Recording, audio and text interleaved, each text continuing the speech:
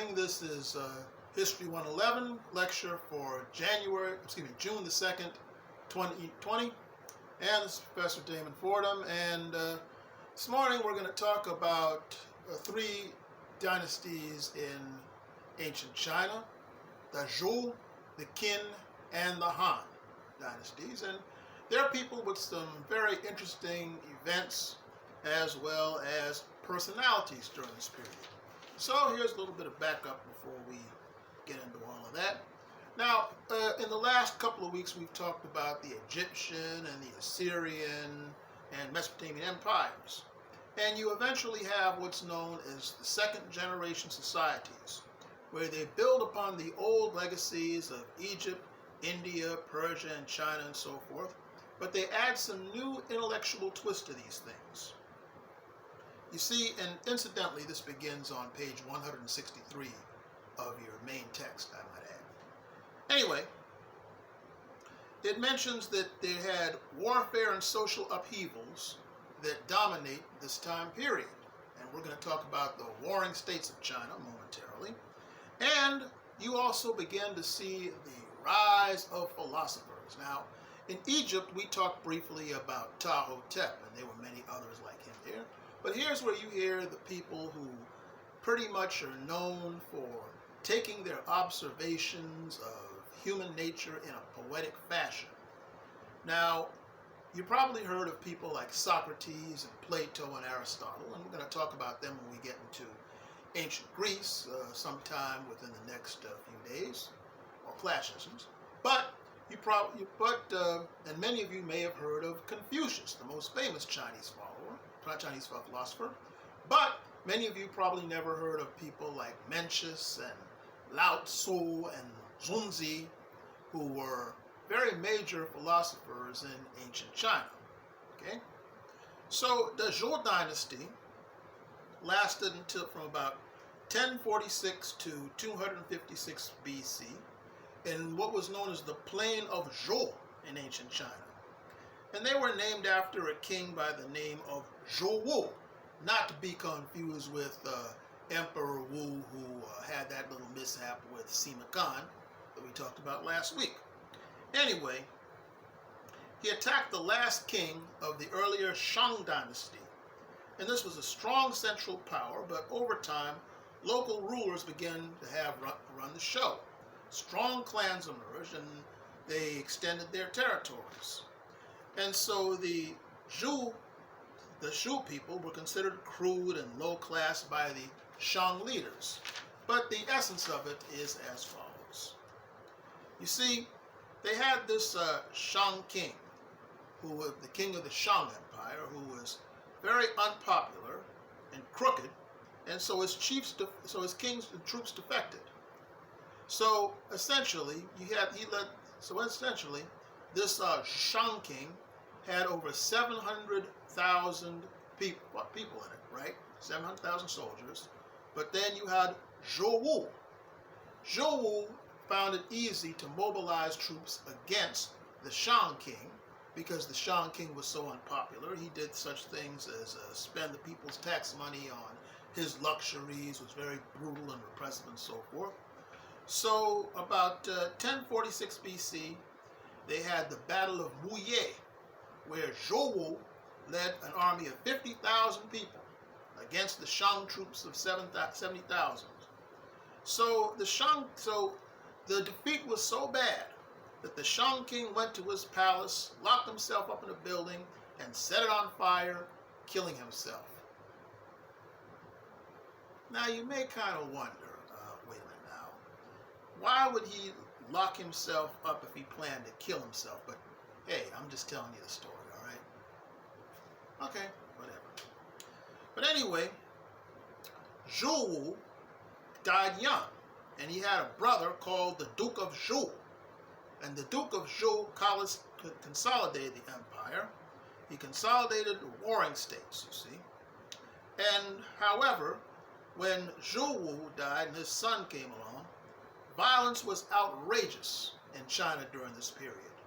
You see, the people had discovered the secret of making daggers and swords and such, and pretty soon everybody and his brother was making daggers, and swords and the like, and so you had a lot of violence.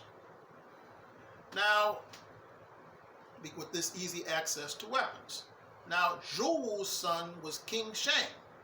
He was a boy when his father died. So his uncle, the Duke of Zhu, was an effective regent.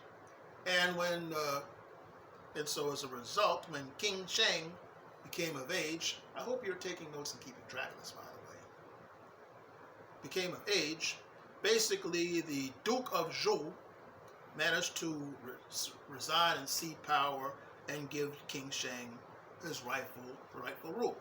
So the King Shang ruled effectively until 1021 BC, and because he was effectively taught on how to become a good ruler. But unfortunately, this warring states really got carried away. Warlords went throughout ancient China, just basically taking over, and you had kingdom warring against kingdom and so forth. It was a hot mess. However, sometimes, there's an old saying that goes, it's always darkest before the dawn. Sometimes when civilization just seems at its brink, there's something that happens that somehow manages to bring it back. And here we get into probably the most famous Chinese person in history next to Mao Zedong. Here I am speaking of Confucius, and here is his story. He was born about 551 BC, lived until 449 BC. And the essence of his story may also be found in your main text, beginning on page...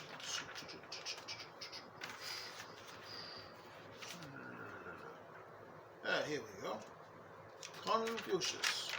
The story begins as follows. During what's known as the Han Dynasty, Confucius was born in the state of Lu during the time of the fall of the Zhou Empire, and he was basically a lower level court administrator.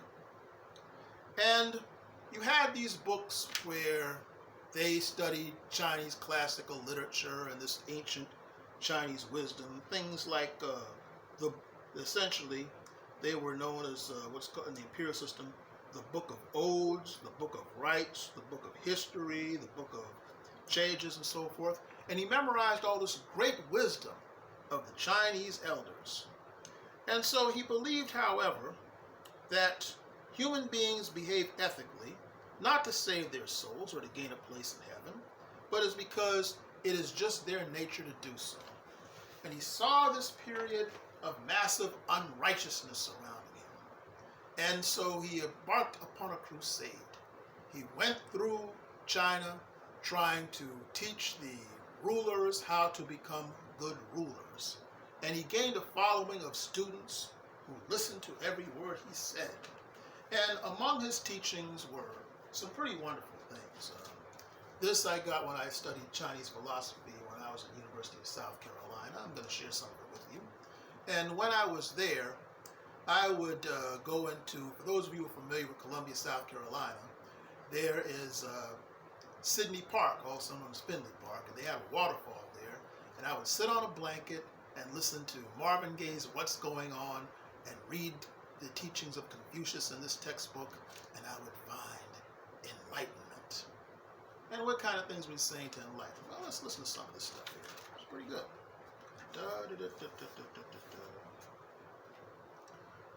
A gentleman is he who put words into deeds first, and sorts what he says to the deed. The gentleman is broad and fair, while the vulgar are biased and petty. Study without thought is vain, and thought without study is dangerous. What is knowledge? Knowledge is to know what we know and know what we do not know.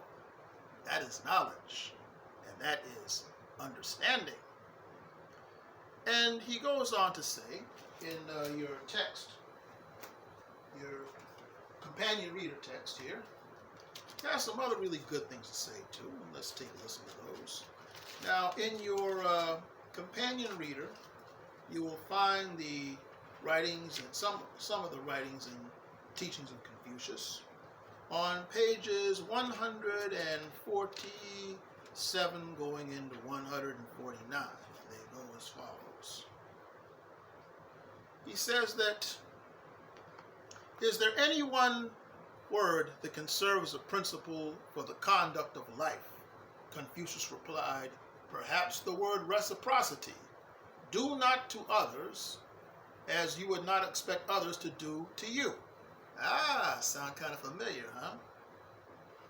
And he goes on to say things such as, the humane man, desiring to establish himself, seeks to establish others. Desiring himself to succeed, he helps others succeed. To judge others by what one knows of oneself is the method of achieving humanity. Without humanity, a man cannot long endure adversity, nor can he enjoy prosperity.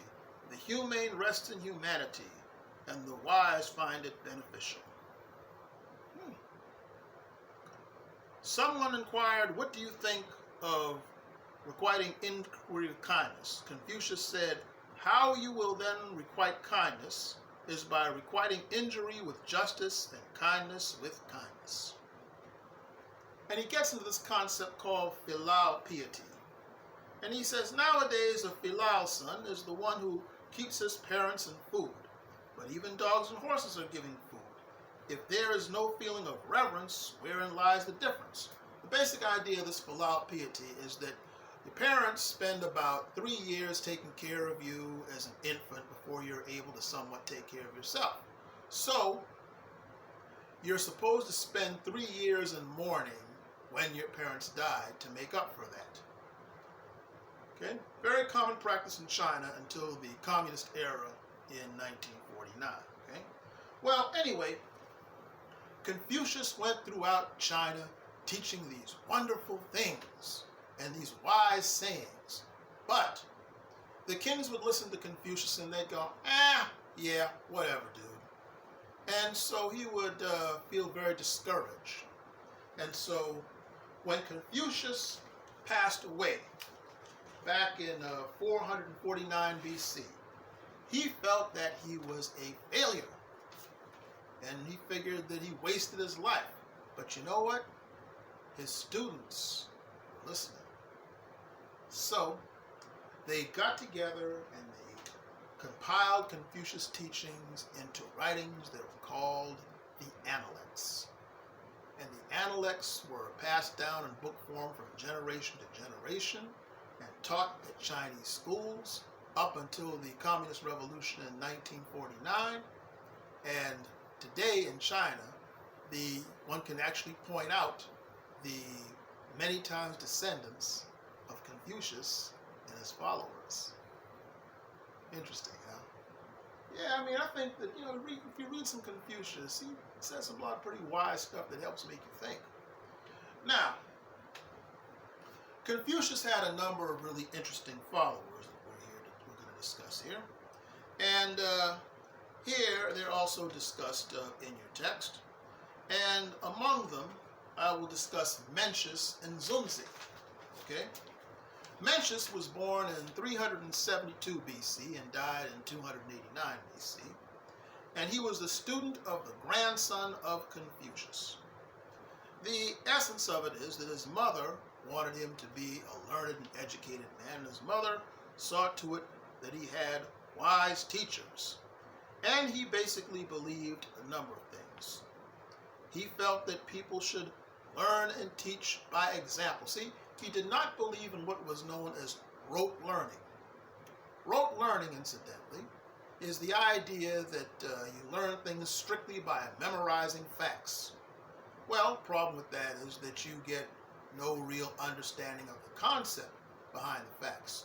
So Mencius essentially believed that you should also learn about life through experience. He was quoted as saying that one who believes in everything he reads in books would be better off without books. Think about that for a moment. One who believes all he knows in books is better off without books. I'm going to let y'all think about that for a minute, all right? Now, having said all of that, is that he also believed, however, that that people were born good by nature, and they had to learn how to be bad, and that the secret of good rule was to teach your people by example. Now, some of his teachings are in your companion reader, Worlds Together, Worlds Apart, the companion reader, and I'm going to share a little bit about that with you before I talk about two other famous Chinese philosophers. Okay, let's take a look here. He says essentially, why must you speak of profit? What I have to offer is humanity and righteousness, nothing more. If a king says, what will profit my kingdom, the high officials will say, what will profit our families, and the lower officials will say, what will profit ourselves? Superiors and inferiors will try to seize profit one from another, and the state will be in danger. Let your majesty speak only of humanity and righteousness. Why must you speak of profit? Whoa! Pretty deep stuff, huh? Here is the way to win the empire. Win the people and you win the empire. Here's the way you win the people. Win their hearts and you win the people. Here's the way you win their hearts. Give them and share with them what they like, and do not do to them what they do not like. The people turn to a humane ruler as water flows downward, or as beasts take to the wilderness. Yeah. See, that's, like I said, that's one of the good things about philosophy, is that it teaches you life lessons in a very poetic fashion. So anyway, as was the case of Confucius, Mencius, who died in 289 BC, and keep in mind he was the student of Confucius's grandson, he basically felt that he failed to reform and retired from public life. But again, his teachers were captured on paper, and they have lasted for many generations. So the last of the direct line of all of this was a fellow by the name of Xunzi. There are various spellings of it in your Worlds Together, Worlds Apart reader over on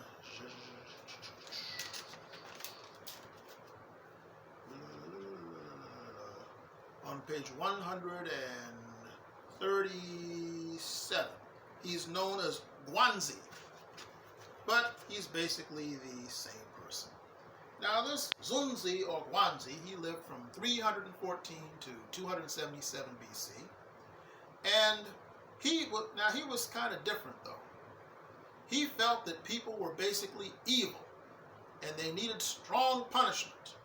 He was similar to Hammurabi, but like Confucius, he believed that people could be reformed, and that through ritual and education.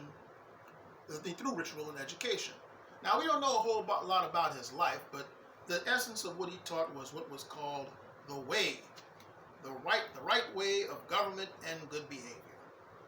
He said that wise, gifted sages such as Confucius taught us this, and following this way, as it had been handed down through the past, essentially would give people a prosperous life, while going against it would lead into social disaster. Now get this. He felt that heaven had no say in the outcome of life. Everything happened based on man's free will. He said that worrying about the future was a waste of time. Plan well and you'll be all right. He said that natural disasters and sickness will come, but if you prepare for such things and take care of yourself, you'll be all right. He said that praying had more effect on the person praying than it did for whether things turned out in a certain way. To clarify, he felt that good behavior had to be learned while bad behavior did not. He said that if good behavior was normal, you would not have to teach children how to share their toys, or to cry when, to throw their food off of their high chairs or things like that, or how not to hit people when you didn't like them or act a fool and so on and so forth. He essentially said that basically that people were rotten and they needed to be taught how to do right, and they needed good leadership and strong rules to make them good people. Okay.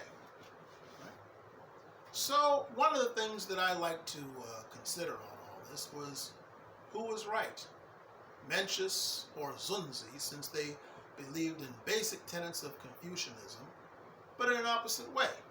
And the last person who I'm going to talk about in this lecture is a fellow who came considerably after this, known as Lao Tzu, okay? Also known as Master Lao. He's on page 144 going into page 146 of your text. Of your text in the reader here. And he founded a school called Taoism. And he wrote a book called what we now know as the Tao Te Ching, which is basically a translation of the way. Okay? And here's some of it. The sage occupies himself with inaction and conveys instruction without words. It is not by neglecting self-interest that one will be able to achieve it. Purge yourself of your profound intelligence, and you can still be free from blemish. Cherish the people and order the kingdom, and you can do without meddlesome action. Who is it that can make muddy water clear? But if allowed to remain still, it'll gradually become clear of itself. Who is there that can secure a state of absolute power? But let time go on, and the state of repose will gradually arise. Be sparing of speech, and things will come right of themselves. In other words, Taoism basically teaches us, relax, everything will work out. A very non-Western concept, right? All right, we're going to end it there for right now, and we will pick up by talking a little bit about India and then Greece when I speak to you again. And also around Thursday or so, I'm going to give you the study guide for test number 3. And I'm going to give you links to the various people that we've talked about today as usual. But I want you to think about some of the things that these people preached and taught and such, because, personally speaking, I'm Christian myself. But, when you read other things and all of that, you don't necessarily have to worship the people who wrote them as gods or give up your religious beliefs. But you can learn something from anybody, okay? And on that note, I will see you Thursday.